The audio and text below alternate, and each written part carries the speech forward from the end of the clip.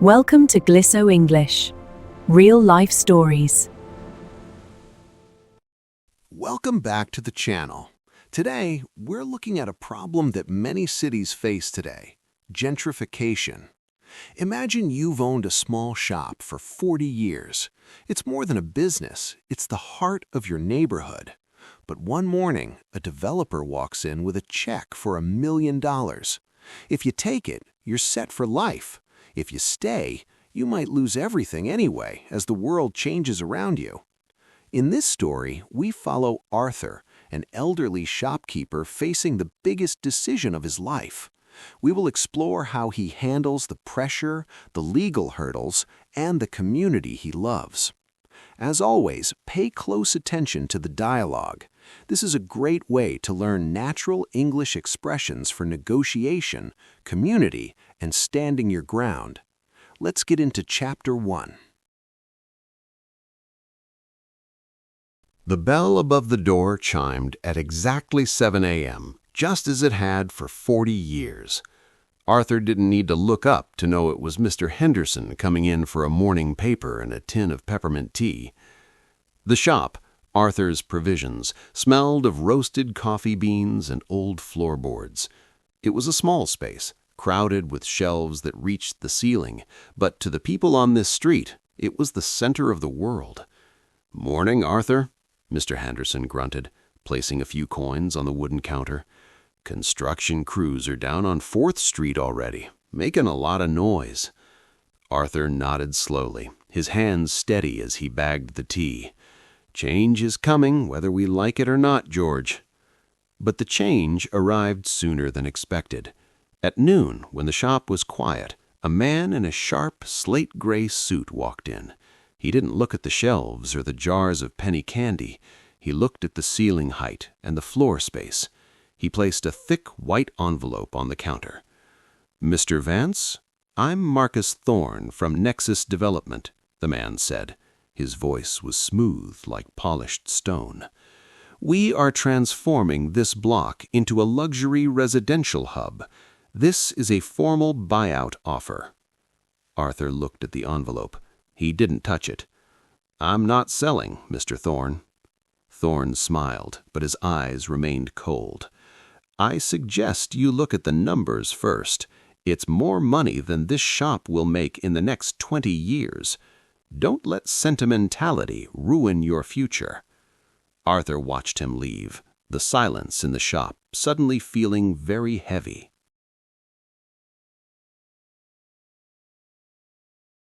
Arthur walked down the sidewalk later that evening, his coat buttoned tight against the wind. He looked at the storefront next door, where the windows were covered in brown paper. The bakery that had been there since he was a boy was gone, replaced by a sign promising "Modern Living Coming Soon." The neighborhood felt like a puzzle with missing pieces. He passed the community park and noticed the new expensive benches that replaced the old wooden ones. Everything was becoming cleaner, brighter, and much more expensive. He reached the corner and saw Mrs. Gable standing outside her apartment building, looking worried. "Arthur, have you heard? They're raising the rent again," she whispered, her voice shaking. Arthur felt a knot tighten in his chest as he realized the shop was the only thing left that hadn't changed. If he took the money, Mrs. Gable and the others would have nowhere left to go for a friendly word or a cheap loaf of bread. He returned to his shop and sat in the small chair behind the counter. He picked up the thick white envelope and finally pulled out the letter inside. The number at the bottom of the page had a lot of zeros. It was enough to buy a house by the sea and never worry about a bill again. He looked at the faded photograph of his father standing in this very same spot 50 years ago.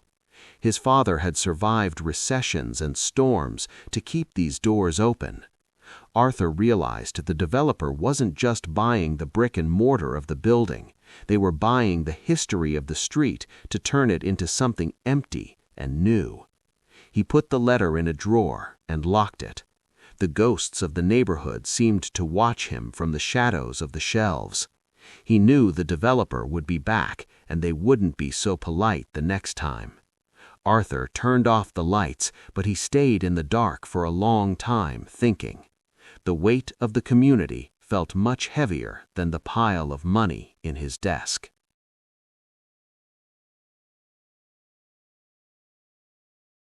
The next morning, Arthur sat at his small kitchen table with a calculator and a stack of overdue invoices. The cost of electricity had climbed again, and the price of wholesale flour was at an all-time high. He looked at the buyout offer sitting next to his cold coffee. If he signed the paper, the stress of the rising bills would vanish instantly. He could finally afford the knee surgery he had been putting off for 2 years. He could visit his daughter in the city more often, instead of just calling her on Sundays. It was a logical choice, a smart business move that anyone else would make in a heartbeat. Later that morning, a young mother named Elena came in with her toddler. She looked exhausted and began counting out small change to pay for a carton of milk. "I'm short by 50 cents, Arthur," she sighed, looking ready to cry. "Don't worry about it, Elena," Arthur said, sliding the milk across the counter. "Pay me when you can." He watched her face relax into a smile of pure relief. A big developer wouldn't care about 50 cents, and they certainly wouldn't wait for a payment. Arthur realized that his wealth wasn't sitting in a bank account. It was sitting in these small moments of trust. If he left, who would help Elena when she was short on change? Who would keep an eye on the kids walking home from school? He looked at the calculator again, and then at the front door. The money offered a comfortable ending for his life, but it offered a difficult beginning for everyone else.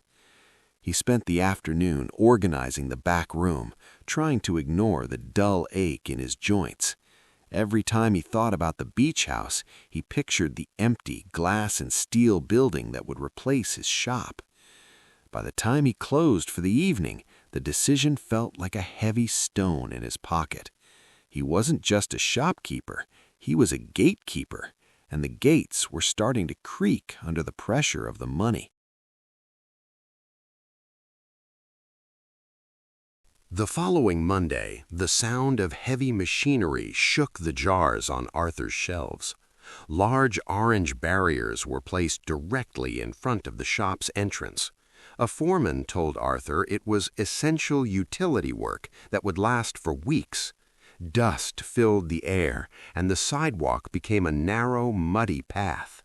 By noon, only 2 customers had braved the construction to enter the store. Arthur spent the quiet hours wiping grit off the glass display cases. He knew this was no accident. It was a common tactic to starve a small business. If customers couldn't get inside, the shop would die without the developer firing a single shot. In the afternoon, Marcus Thorne appeared again, stepping over a pile of gravel to enter the store. He didn't wear a suit today, but his smile was just as sharp. "It's getting a bit difficult to breathe around here, isn't it, Arthur?" Thorne asked. He leaned against the counter, looking at the near-empty bread rack. "Sales must be down 50% already," he noted, checking his watch. Arthur gripped the edge of the counter until his knuckles turned white. "The pipes are old, Mr. Thorne. Repairs happen," Arthur replied, his voice flat. Thorne laughed softly and adjusted his expensive sunglasses. "The construction schedule is very flexible," Thorne whispered. "If you sign the papers, the machines move to the other side of the street tomorrow. If you don't, this noise will be your soundtrack for the entire summer." When Arthur looked out the window at the jackhammers tearing up the pavement, he realized the developer was no longer asking, they were squeezing. When Thorne left, Arthur didn't sit down. He grabbed a broom and started sweeping the dust toward the door. He would fight the dirt, the noise, and the pressure, one grain of sand at a time. The construction noise finally stopped for the evening, leaving the shop in a ringing silence. Arthur moved to the back storage room to find a fresh light bulb for the front window. While reaching for the top shelf, he bumped an old, leather-bound book hidden behind some boxes. It was a secret ledger his father had kept, filled with names and dates from decades ago. As Arthur flipped through the yellowed pages, he saw more than just numbers. He saw notes like, "Paid back in eggs," or "Will help with roof repairs in exchange for groceries." It was a map of a community that survived by leaning on one another during hard times. He found a page dedicated to Mr. Henderson's family from 30 years prior. Back then, the shop had carried them through a long winter when the local factory closed. Arthur realized that this ledger was the true foundation of the building, not the bricks. The developer saw a square plot of land with a price tag, but the ledger saw a web of lives. He sat on a crate, reading the names of neighbors who were now gone and those who still walked in every day. He realized that if he sold the shop, he wasn't just taking a buyout, he was erasing this history. The shop was a social safety net that didn't appear on any government map. He felt a sudden surge of energy that had nothing to do with his tired legs. He took a pen, and on the very last page of the ledger, he wrote today's date. Underneath, he wrote, "Still standing." He tucked the ledger under his arm and walked back into the main part of the shop. The luxury hub Thorne promised felt cold and hollow compared to the warmth of these old pages. Arthur began to realize that he couldn't fight the developer alone. He needed to show the neighborhood what they were about to lose. He placed the ledger on the front counter, a silent witness to 40 years of kindness. The pressure hadn't disappeared, but for the first time, Arthur's mind was perfectly clear.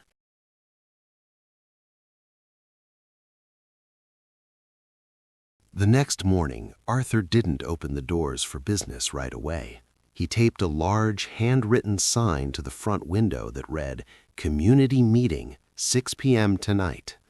Word spread through the neighborhood faster than the construction dust. By sunset, the small shop was packed with people standing shoulder to shoulder between the aisles. Mr. Henderson was there, along with Elena and even the local barber from 2 blocks over. Arthur stood on a sturdy wooden crate so everyone could see him.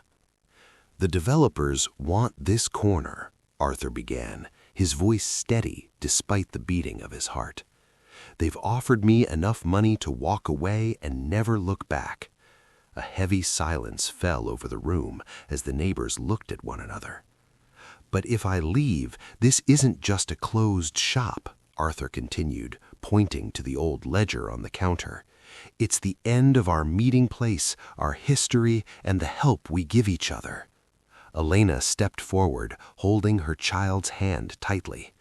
"We can't let them bully you, Arthur. If you stay, we stay." The group began to brainstorm ideas, their voices rising with a new sense of purpose. The barber suggested a cash mob where everyone would commit to buying their groceries only from Arthur. A young college student offered to start an online petition to show the city council that the shop was a landmark. Someone else suggested calling the local news to report the utility work that was blocking the sidewalk. Arthur watched as his quiet shop transformed into a room full of fighters. They weren't just protecting a store, they were protecting their right to exist in their own neighborhood. For the first time in weeks, the buyout felt like a small, insignificant piece of paper. As the meeting ended, the neighbors didn't just leave, they started cleaning the dust off the shelves. Arthur realized he wasn't just a gatekeeper anymore, he was the captain of a very determined crew. The fight for the heart of the community had officially begun.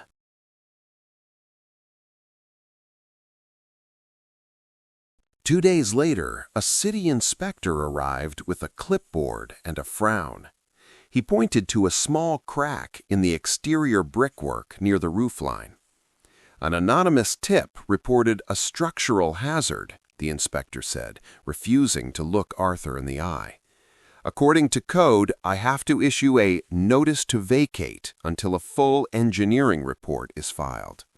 Arthur felt the blood drain from his face as a bright orange sticker was slapped on his front door. He knew this was Marcus Thorne's handiwork, using the city's own bureaucracy as a weapon. An engineering report could take months and cost thousands of dollars that Arthur didn't have. But the developer had underestimated the neighbors who had gathered in the shop just nights before.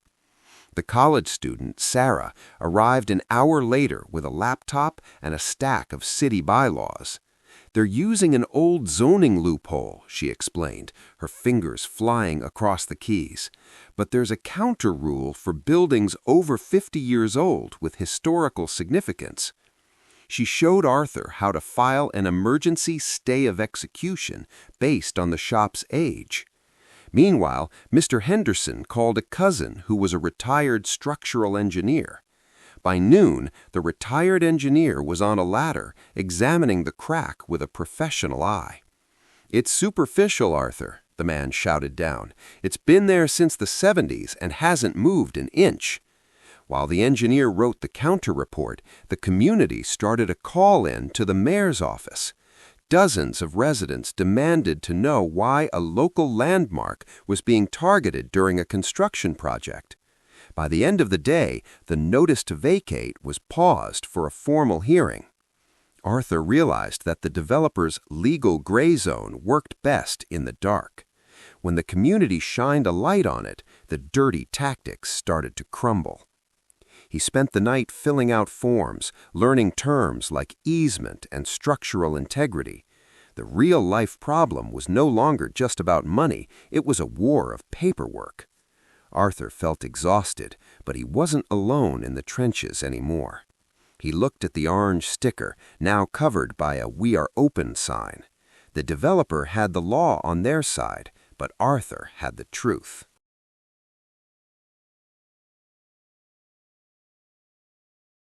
The following morning, a visitor arrived who wasn't carrying an envelope or a clipboard. It was a young woman named Maya, the lead project manager for Nexus Development. She asked for a coffee and sat at the small table in the corner, watching the neighbors come and go. "I grew up in a place like this," she said quietly when the shop finally cleared out.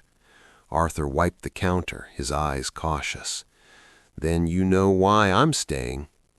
Maya looked at the polished wood of the shelves and sighed.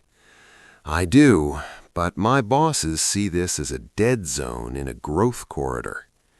She explained that the city was changing and the demand for housing was a reality that couldn't be ignored.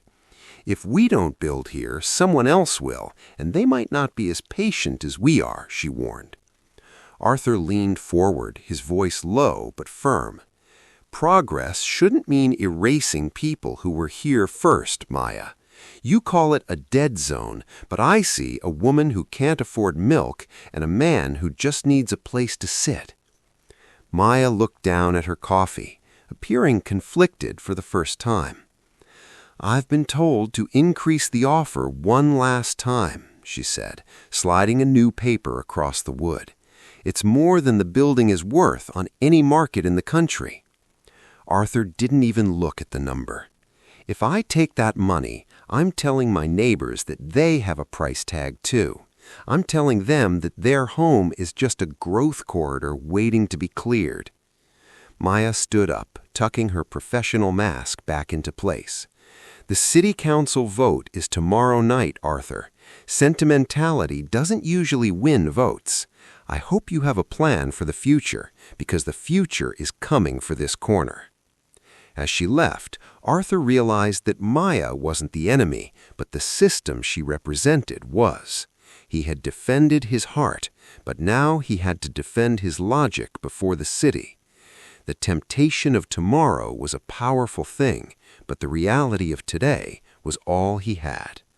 He turned to his ledger and began to prepare his notes for the most important meeting of his life.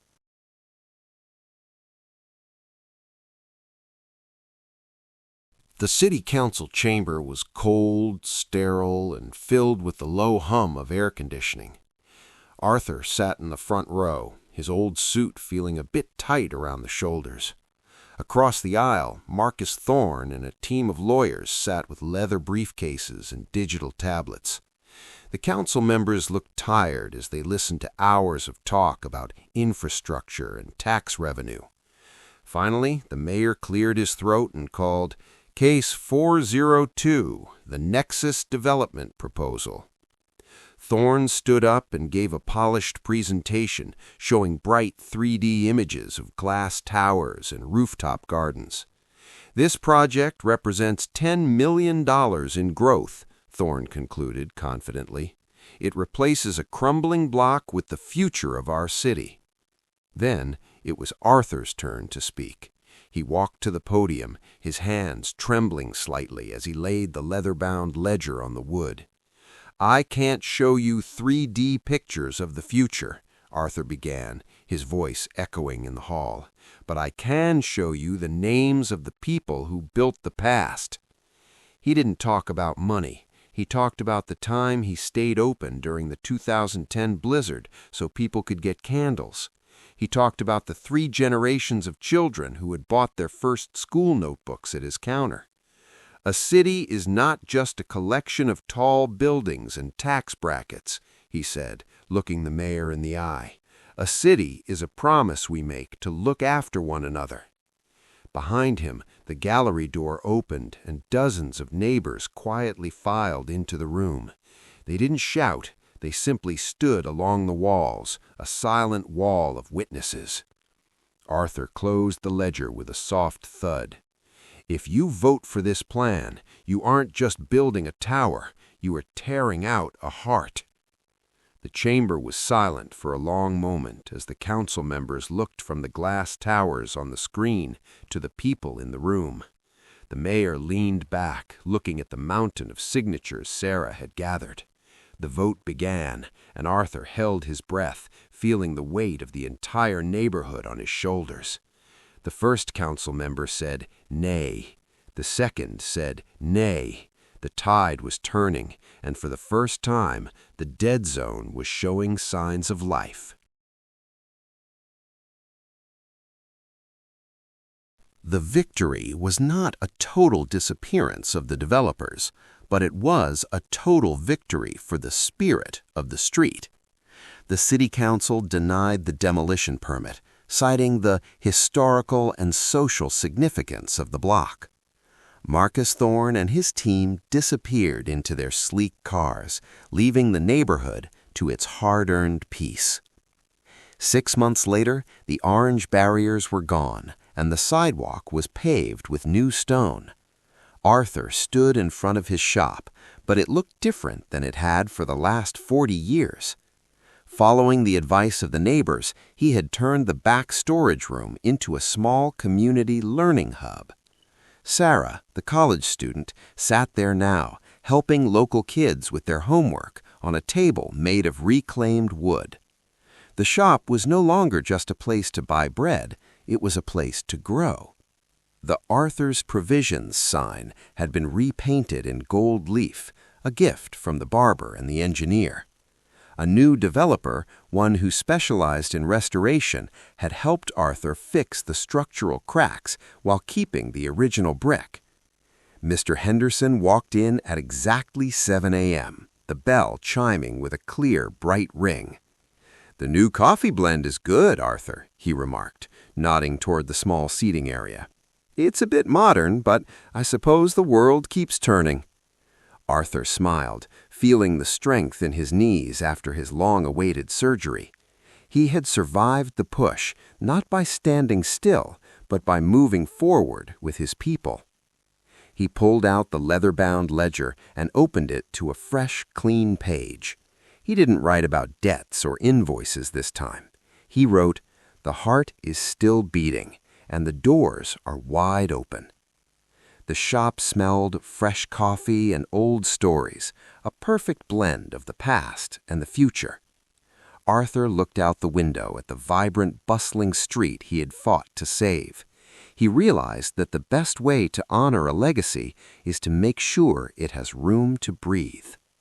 The gentrification push had tried to break the neighborhood, but it had only made the roots grow deeper. Arthur took a deep breath, adjusted his apron, and welcomed the next generation into the heart of the community. And that is the end of Arthur's story. In the end, he didn't just save a building, he saved a community by showing that people are more valuable than profit. This story highlights a very common real-life problem, the tension between progress and preservation. Sometimes standing your ground is the only way to keep the heart of a city beating. Now, I want to hear from you. What would you have done in Arthur's position? Would you have taken the money to start a new life? Or would you have stayed to fight for your neighbors? Tell me in the comments below using the phrase, "If I were Arthur." Don't forget to check the video description for the full story and important vocabulary. If you enjoyed this story, hit the like button and subscribe for more real-life English lessons. I'll see you in the next story. Goodbye.